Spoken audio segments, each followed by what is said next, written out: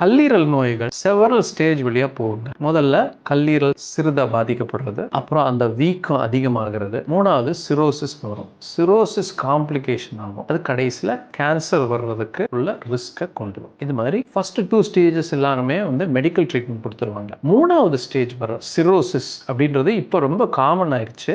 அந்த மாதிரி ஒரு சிச்சுவேஷன் வர்றப்ப நம்ம உங்க உடம்புல உள்ள பாதிப்பு எப்படி இருக்கு அப்படின்றத நம்ம டெஸ்ட் பண்ணி பார்ப்போம். காமனா சிரோசிஸ் அமைதலா ஏசிம்டமேட்டிக்னு சொல்லுவோம். வெளியில ஒரு வகையிலையும் நம்ம கண்டுபிடிக்க முடியாது. டெஸ்ட் பண்ணி பார்த்தா மட்டும்தான் நமக்கு தெரியும். இந்த நேரத்தில் liver function test, blood test எடுத்து பார்த்தீங்கன்னா எல்லாமே நார்மலா இருக்கும். இந்த ஸ்டேஜ்ல இருந்து அடுத்த ஸ்டேஜ் போறதுக்கு பேரு decompensated chronic liver disease. Decompensated chronic liver disease வர்றப்ப ஒரு மனுஷனுடைய லைஃப் எக்ஸ்பெக்டன்சி எவ்வளவு நாள் உயிர் வாழ்றாங்க அப்படின்றது குறைஞ்சு போகும். ஒரு மனுஷன் அடுத்த வருஷத்துல 10% லிவர்னால இறந்து போவாங்க அப்படின்ற ஒரு தன்மை வர்றப்ப நம்ம யூஸ்வலா லிவர் டிரான்ஸ்பிளான்டேஷனை ஒரு ட்ரீட்மெண்ட் முறையா நம்ம கன்சிடர் பண்ணுவோம். எப்படி நம்ம அதை தெரிஞ்சுக்கலாம்? ரொம்ப